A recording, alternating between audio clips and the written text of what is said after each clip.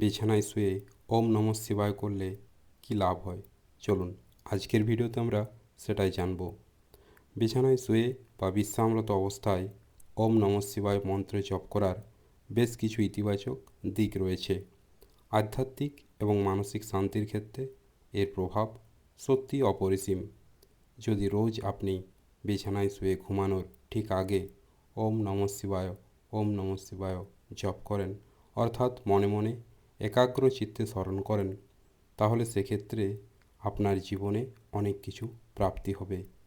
তবে তার মধ্যে 5টি গুরুত্বপূর্ণ লাভ হলো: 1. মানসিক প্রশান্তি ও দুশ্চিন্তা মুক্তি। সারাদিনের কর্মব্যস্ততার পর বিছানায় শুয়ে এই মন্ত্র জপ করলে মস্তিষ্ক শান্ত হয়।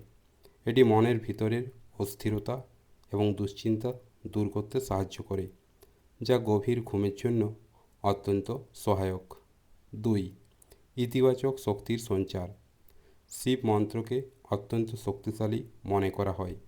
শুয়ে শুয়ে মনে মনে এই মন্ত্র উচ্চারণ করলে শরীরের চারপাশে একটি ইতিবাচক বলয় তৈরি হয়, যা নেতিবাচক চিন্তা থেকে দূরে রাখে। 3. অবচেতন মনের পবিত্রতা। ঘুমের ঠিক আগে আমরা যা চিন্তা করি তা আমাদের অবচেতন মনে গভীর প্রভাব ফেলে।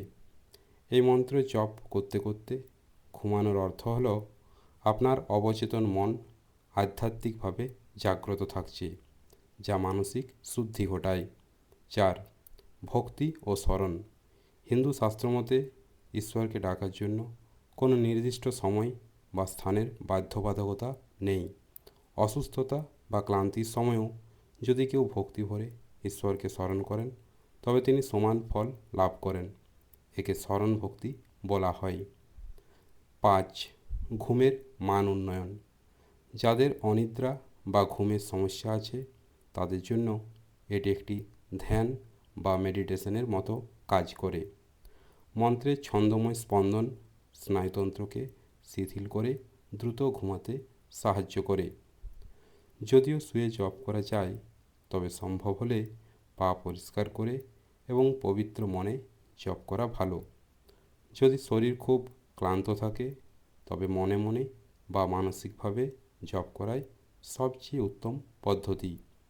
এক্ষেত্রে জপমালার চেয়ে মানস জপ, অর্থাৎ মনে মনে উচ্চারণ বেশি কার্যকর হয়।